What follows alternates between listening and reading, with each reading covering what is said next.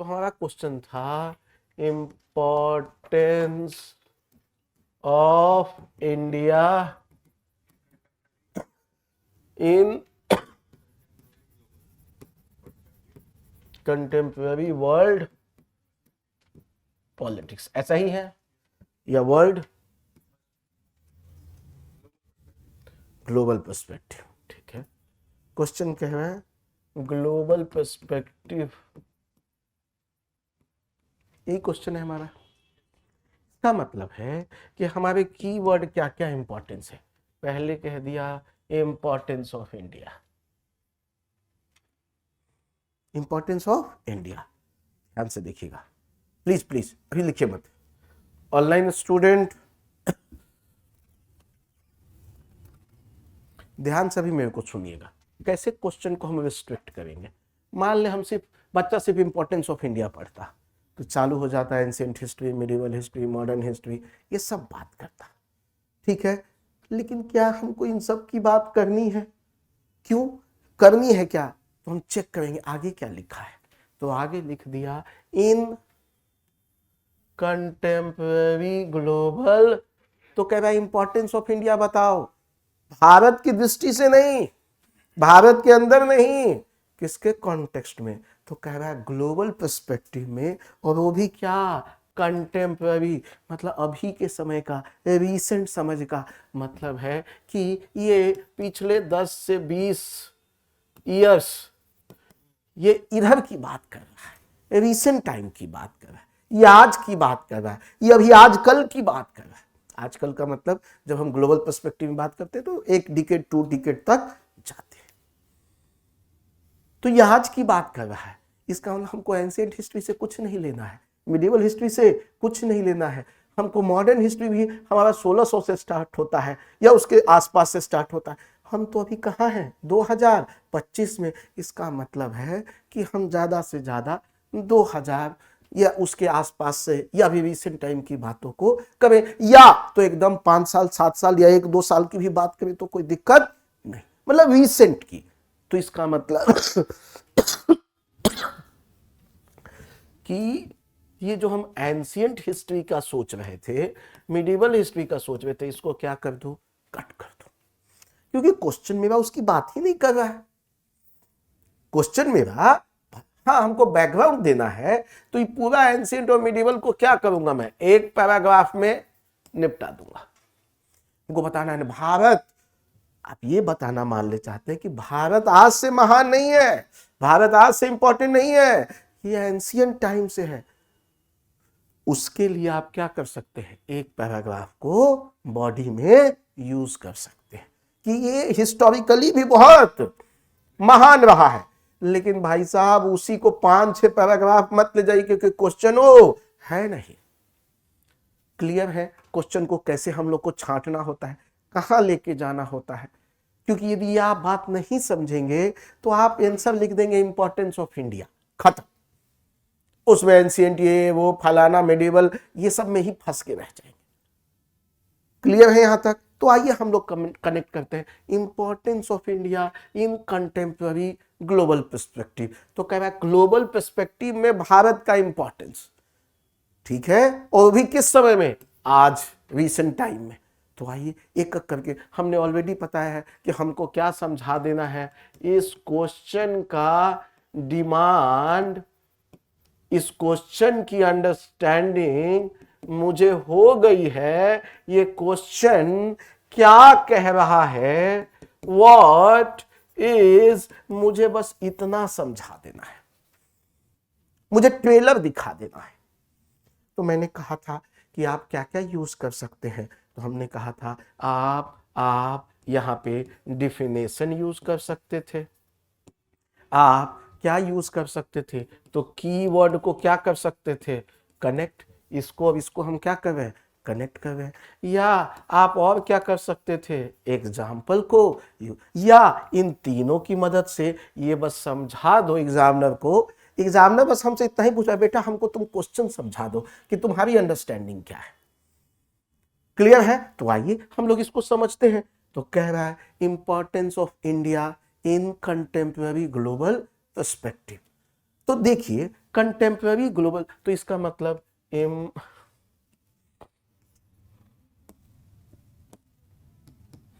क्या क्वेश्चन कह रहा है, importance of India in contemporary global बस, यही वो कह रहा है। ठीक है, तो देखते हैं कंटेम्पररी ग्लोबल पर्सपेक्टिव में अभी क्या क्या चीजें हुई है, और उसमें इंडिया का हम यदि रोल दिखा देंगे तो हमको समझ में आ जाएगा। आइए हम देखते हैं कंटेम्पररी ग्लोबल पर्सपेक्टिव में क्या क्या चीजें इंपॉर्टेंट हुई। अभी सबसे बड़ा देखें तो G20 का इवेंट, G20 का इवेंट।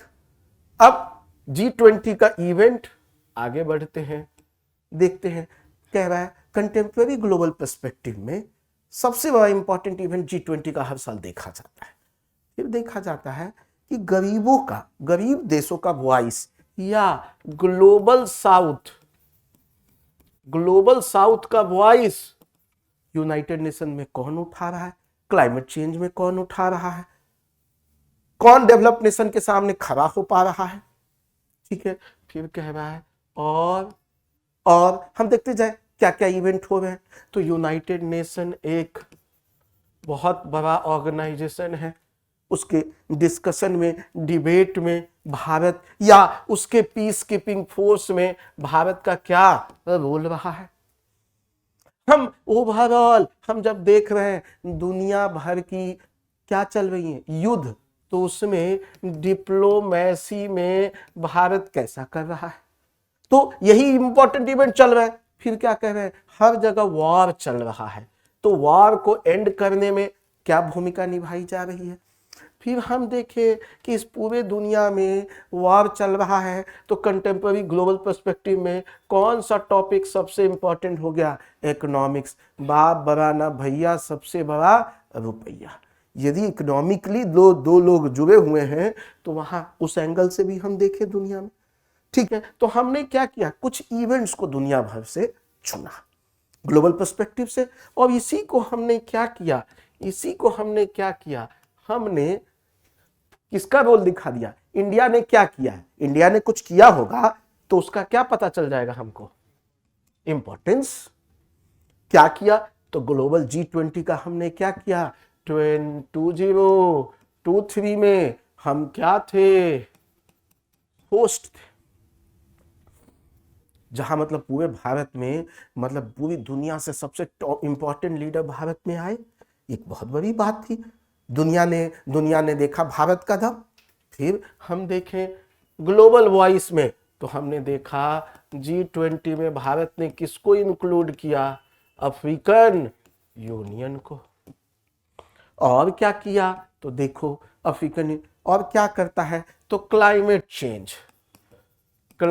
चेंज में भी भारत किसके बिहाफ पे बात करता है, डेवलपिंग प्लस पुअर कंट्रीज पे।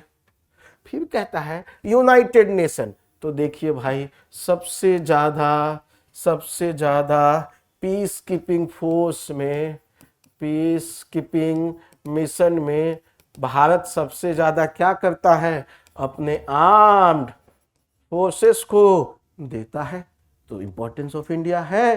ठीक है, फिर कहता है डिप्लोमेसी, तो देखो भाई डिप्लोमेसी, भारत की डिप्लोमेसी यूएस के साथ भी अच्छी है और रसिया के साथ।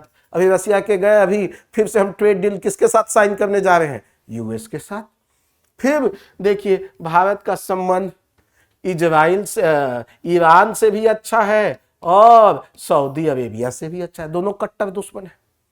भारत का संबंध रसिया से भी अच्छा है, यूक्रेन से भी अच्छा है। भारत का संबंध इजराइल भी से अच्छा है और पैलेस्टीन से भी अच्छा है। यही है, तो मतलब डिप्लोमेसी में हम अमेरिका से मिसाइल भी खरीद रहे हैं, अमेरिका से टेक्नोलॉजी भी ले रहे हैं और रसिया से तेल भी खरीद रहे हैं, तो इसका मतलब डिप्लोमेसी में पूरी दुनिया में है। ठीक है, बार बार यूक्रेन कहता है भारत रसिया का दोस्त है, युद्ध खत्म करवा सकता है, मोदी जी कुछ करो। डिप्लोमेसी। तो वॉर एंड में भी भारत का डिप्लोमेसी क्या आ रहा है, काम आ रहा है। ठीक है, यदि अभी सोचिए कल या अगले 1 महीने 2 महीने में पुतिन साहब मान जाते हैं तो मोदी जी का फिर बोले, हाँ मोदी जी ने कान में कुछ फूका होगा, बोला होगा भाई एंड करो, अब खत्म करो इस तमाशे को। ठीक है, तो उसमें इंडिया का रोल भी दिखता है। अभी पुतिन साहब भारत आए थे, ठीक है, वो कहीं दूसरों की गाड़ी में नहीं बैठते हैं, यहाँ फॉर्चूनर में बैठ के। तो इसका मतलब है कि भारत के सिस्टम में उनका भरोसा होना। ठीक है, फिर कहता है इकोनॉमी, तो दुनिया के हम कौन सी इकोनॉमी बन गए, 4th लार्जेस्ट इकोनॉमी। हम डिफेंस की बात कर ले, डिफेंस की बात कर ले तो क्या नजर आएगा, 3rd लार्जेस्ट क्या है, हम लोग मिलिट्री स्पेंड करते हैं। तो इसका मतलब है कि देखिए हमने कॉज इफेक्ट रिलेशनशिप दिखाया, यही दिखाया, कॉन्टेक्स्ट भी दिख गया, बैकग्राउंड भी दिख गया, करंट अफेयर से भी जोड़ दिया। ठीक है, इसी में अभी कहा जा रहा है पुतिन साहब का मीटिंग हुआ अभी, पुतिन, फिर अभी कहा जा रहा है 2026 के रिपब्लिक डे पे किसको बुलाया जा रहा है, किसको बुलाया जा रहा है, यूरोपियन यूनियन को, या कहा जा रहा है यूक्रेन के राष्ट्रपति को शायद हम लोग मनाया जा रहा है आने के लिए। तो ये आ गया, तो दोनों को होस्ट कर दिया हमने एकदम पैरेलली। तो ये दिखता है भारत का रोल कहां, ग्लोबल पर्सपेक्टिव में। ठीक है, यूनाइटेड नेशन में हम लोग कह रहे हैं, क्या कह रहे हैं कि प्लीज ये जो प्रेजेंट वर्ल्ड ऑर्डर है ये सही नहीं है, बाकी डेवलपिंग नेशंस को भी आने का मौका दो। तो क्या ये सारी बातें हम एग्जाम्पल के माध्यम से जो इवेंट हुए हैं कंटेम्पररी ग्लोबल पर्सपेक्टिव में, हमने रोल बता दिया, किसका रोल बता दिया, इंपॉर्टेंस ऑफ इंडिया इन कहां, कंटेम्पररी ग्लोबल पर्सपेक्टिव। समझ गए?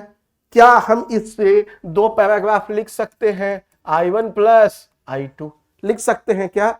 इसका मतलब है कि हमने इस दो पैराग्राफ के माध्यम से ये बता दिया कि ग्लोबल पर्सपेक्टिव इवेंट, चाहे वो G20 हो, ग्लोबल साउथ की वॉइस बनने की बात हो, क्लाइमेट चेंज की बात हो, यूनाइटेड नेशन की बात हो, डिप्लोमेसी की बात हो, वॉर एंड की बात हो, इकोनॉमी का हो, डिफेंस का हो, इन सब में भारत एक बहुत ही इंपॉर्टेंट प्लेयर है। जैसे भारत ने 2000, ये सब एग्जाम्पल लिखी, क्लियर है? इतना ही तो हम लोग को लिखना है। इतने में आई एम श्योर 2 पैराग्राफ आप जरूर लिख लेंगे। मैं बार बार कह रहा हूं, यदि आपको इंट्रो लिखना नहीं आता है आप ऐसे नहीं लिख पाएंगे, क्योंकि इंट्रो में ही पता चल जाता है ये कितनी दूर तक जाएगा। इंट्रो ही डिसाइड कर देगा कि इसको आगे हमको मार्क्स देना है कि मार्क्स। ये मैं कैसे मान लूं कि जो बच्चा इंट्रो नहीं लिख सकता वो बॉडी अच्छा लिख लेगा? ये मानने योग्य कोई बात है क्या?